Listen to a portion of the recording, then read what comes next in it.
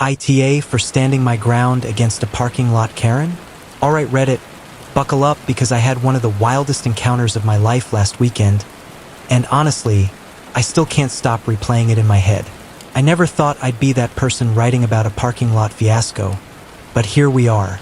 And trust me, this wasn't just a small misunderstanding. This turned into one of those, am I on a hidden camera show right now? Type situations. So let me set the scene. It was Saturday afternoon, and for reasons I will never fully understand, my local grocery store transforms into something resembling the Hunger Games every weekend. I swear, it's like every single person within a 15-mile radius decides, yeah, today's the day to buy bread and toilet paper. I had a short list of things to grab: milk, eggs, a couple snacks, maybe some frozen stuff for later. Nothing major. I wasn't doing one of those massive shopping runs where you stock up on 3 carts worth of food because Costco had a sale on bulk ketchup. But the second I turned into the parking lot, I realized I had underestimated the situation. Every lane I turned down was packed. Cars everywhere. People darting between SUVs with bags in both hands. Carts left abandoned halfway in parking spots. And of course, the classic sight of someone slowly walking down the lane with their keys in hand, while 5 cars crept behind them like vultures circling prey. I circled once. Nothing. Circled twice. Still nothing. By the 3rd lap, I started questioning all my life choices. Why didn't I just order delivery? Why didn't I pick a random Tuesday at 10 a.m. instead of a Saturday at peak chaos hour? Why do I do this to myself? Anyway, about 10 minutes into this little adventure, I finally spot it. The Holy Grail. Now, you know how it goes. When you see that one open spot near the entrance, your brain goes into instant fight or flight. There's no time for hesitation. You can't think. You just act. And that's exactly what I did. I flicked my blinker on like my life depended on it, made a sharp turn, and smoothly pulled in. Perfect execution. Honestly, if there were judges, I would have scored a solid 10 out of 10. The spot was maybe 3 cars away from the front doors. Prime real estate. Close enough that I wouldn't have to trek across the entire parking lot in the August heat, but not so close that I'd be fighting people for crosswalk space. It was the dream. I cut the engine, grabbed my keys, and started gathering my reusable bags. That's when it happened. I had barely stepped out of my car when I saw her. A woman, mid-40s, aggressively blonde bob haircut, sunglasses perched on top of her head even though the sun was halfway behind the clouds. She was marching toward me like she had just spotted her arch-nemesis. I hadn't even closed my door yet when she barked. "Excuse me." I blinked. Yeah, that was MY Spot. Now, I wish I could tell you I was surprised, but I've seen enough internet stories to know exactly what was unfolding. My brain immediately went, oh God, I found one. A real-life Karen. I took a breath, tried to stay polite, and said, I'm sorry, but it wasn't marked reserved. I've been circling for a while too. Her face turned red instantly, like I had just slapped her. She jabbed a finger back toward the aisle. I saw it first. I was about to pull in, and you swooped in and stole it. Now, to be clear, she was nowhere near the spot when I turned in. There was no car signaling, no one waiting. Nothing. I'm not the kind of person who steals spots if someone's clearly waiting. I'm not a monster, but this was just an open spot. Plain and simple. I kept my voice calm. Ma'am, there was nobody here when I pulled in. I didn't cut anyone off. It was open. Her eyes narrowed. I don't care. I saw it. You need to move your car right now. I have somewhere important to be. Now, here's where things started getting ridiculous. At this point, a couple walking by slowed down, clearly sensing drama. You know how it is. When voices rise in a parking lot, strangers turn into spectators. And Karen? She thrived on an audience.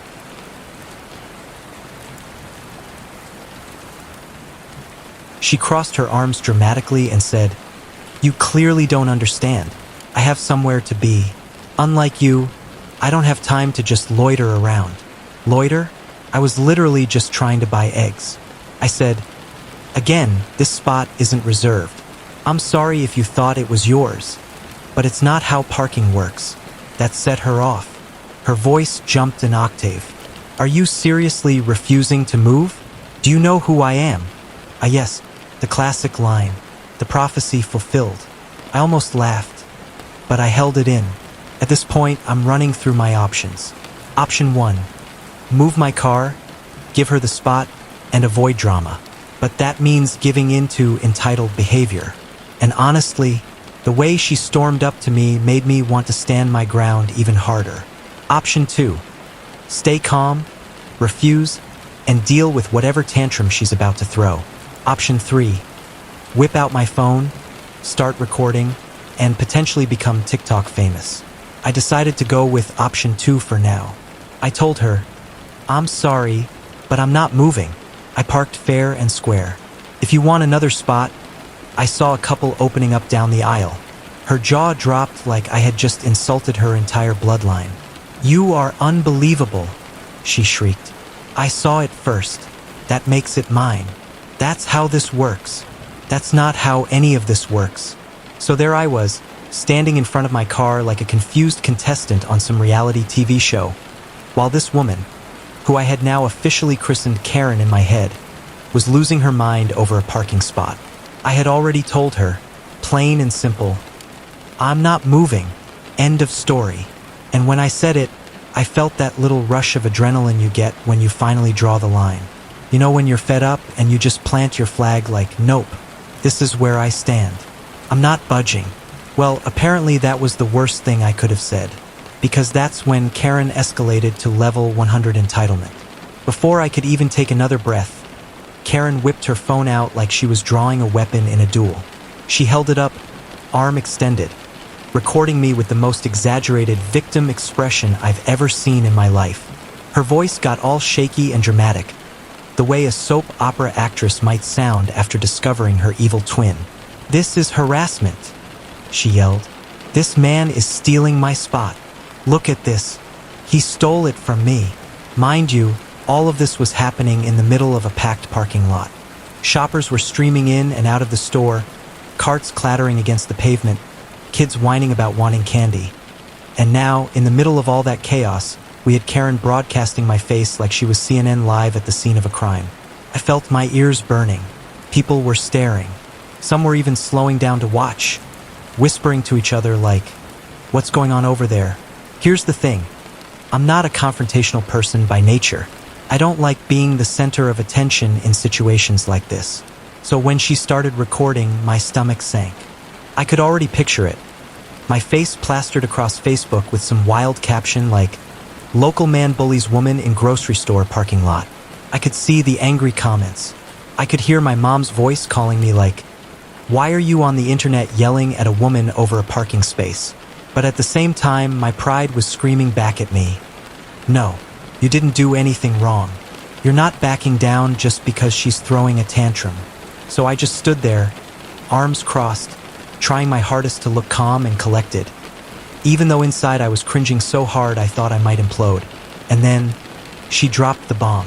If you don't move your car right now, she said, still filming, I'm calling the police. I blinked at her. The police? Over a parking spot. Yes, she snapped, as if that was the most normal sentence anyone could say. This is theft. This is harassment. I saw it first and you stole it. I'm not letting you get away with this. At that point, I couldn't help it. I laughed. It just slipped out. Because who the hell calls the cops over a random grocery store parking spot?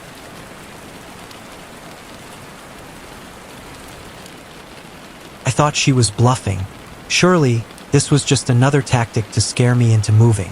But then, she actually did it. Right there, in front of me, Karen tapped her screen, brought her phone to her ear, and started dialing. I swear, my jaw almost hit the pavement. She wasn't even embarrassed. She wasn't worried about looking ridiculous. She was dead serious. I could hear the faint voice on the other end as she dramatically launched into her story. Yes, hello? I need police assistance immediately, she said, loud enough for everyone in a 20-foot radius to hear. I'm being harassed by a man in the grocery store parking lot. He stole my parking space. Yes, my parking space. He's refusing to leave. She paused, nodding like she was giving sworn testimony in a courtroom.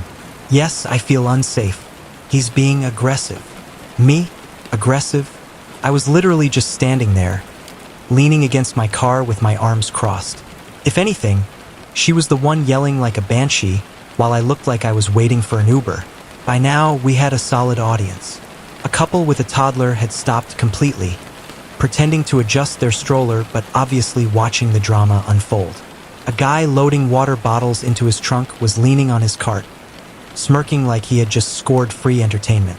Even one of the grocery store employees pushing carts had slowed down, eyebrows raised like, "Oh no, not again." Because here's the thing. I started realizing this might not be Karen's first rodeo. She carried herself with this kind of confidence, like she had pulled this stunt before. Like she truly believed the universe revolved around her and that, somehow, the cops were going to roll up with sirens blaring just to secure her a prime parking spot. At that moment, my brain went into overdrive. Part of me was tempted to just leave. Not because she was right. Oh no, I wasn't about to give her that satisfaction. But because I didn't want to waste the next 2 hours of my life explaining to police officers that I was just trying to buy milk. But another part of me, the stubborn part, was like, no, absolutely not. She doesn't get to win this. If she wants to make a fool of herself by calling 911 over a parking space, let her. I'll be here when reality sets in. So I leaned against my car, arms still crossed, and said calmly, "Go ahead, call them. I'll wait." Her face twisted with fury. Oh, I already did. And that's how I found myself standing in a grocery store parking lot, waiting for the police to show up over the dumbest argument of my life. Karen kept pacing back and forth, phone still in hand, muttering loudly enough for everyone to hear. Unbelievable. This is my spot. People have no respect these days. I swear. Society is going downhill. I stayed quiet. My plan was simple. Keep calm, don't engage, let her dig her own grave. But inside, oh man, my heart was racing. What if the cops actually showed up and believed her? What if she spun some wild story that made me look guilty? What if this turned into some viral man gets arrested over parking spot fiasco? The what-ifs were eating me alive. And then, after what felt like an eternity, sirens. So, there I was, standing in the middle of a grocery store parking lot like I'd somehow stumbled onto the set of Cops. The petty parking lot edition. 15 minutes had crawled by since Karen made her infamous 911 call, and just when I started to wonder if the police even took her seriously, it happened. 2 squad cars rolled up, lights flashing, sirens blaring. I nearly laughed out loud, because, come on, this was really happening. 2 trained officers were about to get dragged into a turf war over a piece of asphalt. The second the doors opened, Karen transformed. She went from stomping around and muttering under her breath to full-on Oscar-worthy performance mode. She sprinted toward the officers, waving her arms dramatically like she had just survived a hostage situation. "Officers, over here!" she screamed. I swear, if you didn't know what was going on, you'd think she was pointing out a bank robber.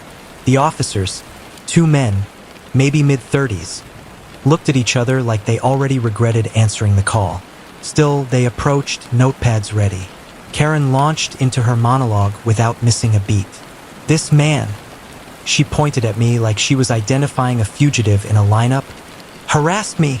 He blocked me from my assigned parking spot, and he's refusing to move. I told him I had somewhere important to be, and he laughed in my face.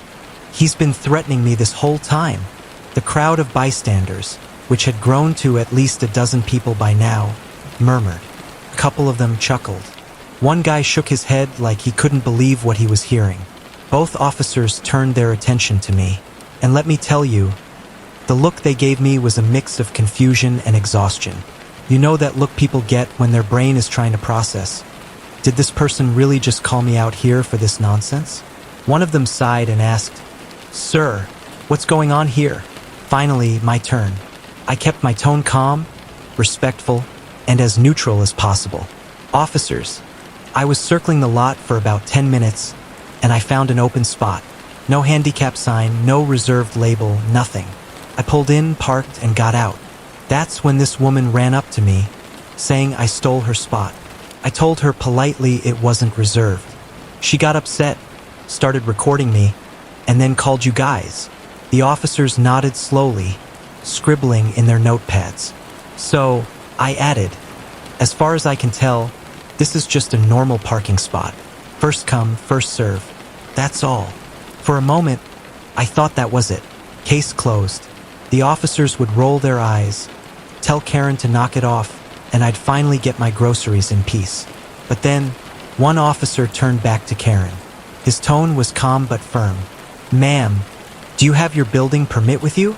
I blinked. Her what now? Even Karen froze mid-rant, her face flickering between outrage and confusion. Excuse me? Your building permit, the officer repeated. Do you have it on you? At that point, my brain short-circuited. What did a building permit have to do with a grocery store parking lot? I glanced at the officer, waiting for some clarification, but he was dead serious. Pen poised, waiting for her response. Karen sputtered. Why would I need a building permit for my parking space? It's assigned to me by management. I've been parking here for years. Assigned? Management? What? My jaw tightened. I was so confused. I actually questioned whether I'd missed some critical sign on the way in. Like, had I somehow parked in a space that was secretly reserved for residents of a nearby apartment complex or employees or what? None of this made sense. The other officer chimed in, arms crossed. Ma'am, if this is indeed an assigned parking space tied to your residence or business, you're required to have documentation on file and on hand if there's a dispute. Karen's face twisted. Of course I don't carry it with me. Who carries their building permit in their purse when they're grocery shopping? This is ridiculous. I told you this is MY spot. That man stole it.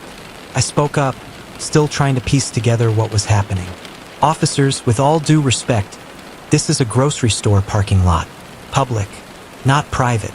As far as I know, nobody here has an assigned space. One officer gave me a subtle glance and almost smile, like he was on the same page. But they weren't letting Karen off the hook. Karen stomped her foot like a toddler. I don't need a permit. Everyone here knows this is MY spot. It's common knowledge. I always park here. Always. The officer's expression didn't change. Ma'am, with respect, always parking there doesn't make it legally yours. If it is, you should have proof. Otherwise, it's first come, first serve. You could practically see the steam coming out of her ears.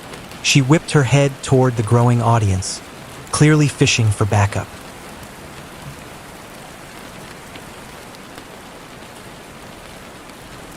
You all know I always park here, she yelled. Tell them, this man is lying. But instead of support, she got awkward silence. One guy coughed. A woman shook her head. The couple with the stroller wheeled away quickly, trying not to get involved. Karen was on an island, and she knew it. At this point, my brain was torn between two reactions. Relief, because it was becoming more obvious by the second that Karen didn't have a leg to stand on. Amusement, because building permits? This had officially turned into one of the weirdest parking disputes of all time. I couldn't help but wonder if the officers had thrown that term out just to test her, to see how far she'd dig herself in. Because the way she latched onto it without knowing what it meant? Comedy gold. Karen wasn't done, though. Not even close. You're supposed to protect me, she shouted at the officers. I'm the victim here. You're letting this man bully me out of my spot. This is harassment. This is theft. The officers exchanged another look. You could practically hear their patience snapping thread by thread. Finally, one of them exhaled slowly and said, Ma'am, if you can't provide proof of ownership or assignment, then this is a non-issue. This gentleman did nothing wrong. He parked legally. End of discussion. The words hung in the air. For a second, I thought it was over. But then Karen's face twisted into something darker. And that's when she uttered the words that made my stomach drop.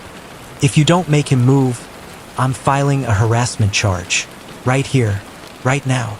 Up until this moment, I was still convinced this whole circus was about nothing more than a grocery store parking spot. Just a normal, everyday square of asphalt that I happened to find before Karen did. But as she kept ranting and raving, something slipped out of her mouth that made the whole situation click. Turns out, she wasn't even talking about the grocery store lot. One of the officers, clearly trying to cut through the nonsense, asked her again, "Ma'am, where exactly is this assigned parking you're referring to? Can you point it out?" Karen whipped around, jabbing her finger. "Not at the grocery store lot we were standing in, but across the street. That's my complex," she huffed. "We've had construction going on for weeks. Management gave us permits for assigned parking during the work. And this guy," she jabbed a finger at me again like I was a criminal on trial, "thinks he can just waltz in here and steal a tenant's spot." I blinked. "Wait, are you saying you think this," I gestured to the grocery store lot around us, "belongs to your apartment building?" She crossed her arms like she just dropped the winning argument in a courtroom drama. "Yes, obviously. That's what the permits are for." And that's when I realized Karen genuinely believed the entire grocery store parking lot was somehow reserved for her apartment complex while their construction was happening. For a solid 5 seconds, I just stood there in stunned silence, trying to process the mental gymnastics required to reach that conclusion. Because, let's break this down. This was a public grocery store with a giant, glowing sign that literally said the store's name in 12-foot letters, with rows of shopping carts lined up, with dozens of people carrying groceries to their cars. And somehow, Karen had convinced herself that all of this had magically transformed into her personal overflow parking garage. I wanted to ask her, "Do you really think Walmart Corporate just handed the keys to your landlord?" The officers, to their credit, stayed professional, but you could see their eyebrows creeping higher by the second. "All right, ma'am," one of them said carefully. "If this parking lot is indeed covered under your building's temporary permits, do you have yours with you so we can verify?" Karen froze. "Well, no, not on me," she stammered. "But I don't need to have it. Everyone knows I live there. I always park here."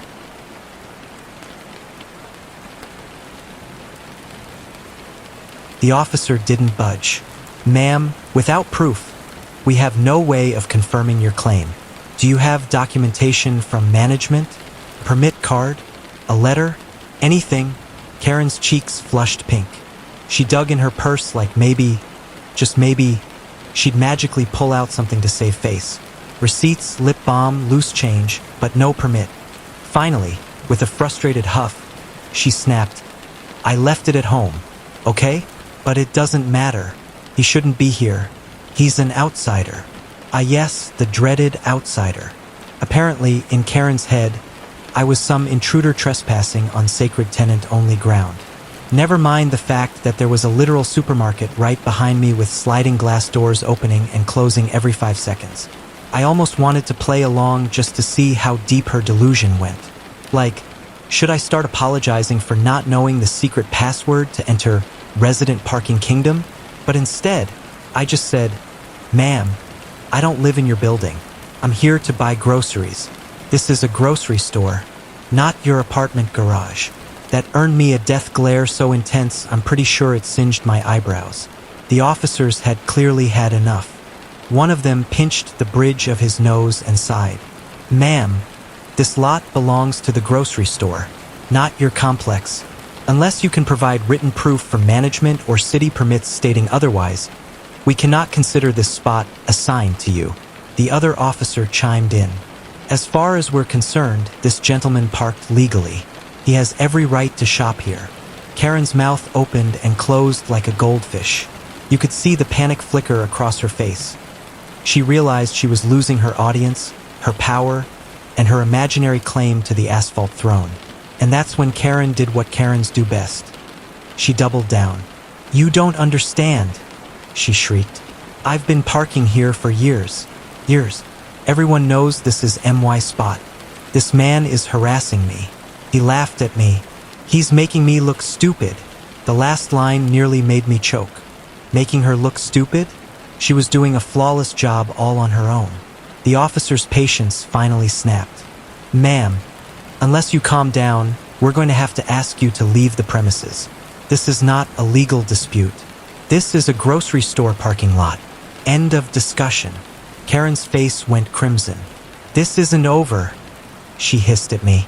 You'll regret this. And with that, she spun on her heel, stomped across the lot, and stormed back toward her apartment complex, permitless purse clutched tightly in hand. As soon as she was gone, the tension broke. The crowd that had been silently watching burst into laughter, shaking their heads. A couple people even clapped. One of the officers gave me a weary half-smile. Sorry about that. You wouldn't believe how often we get calls like this. I just shook my head, still trying to comprehend what had just happened. Thanks for clearing it up.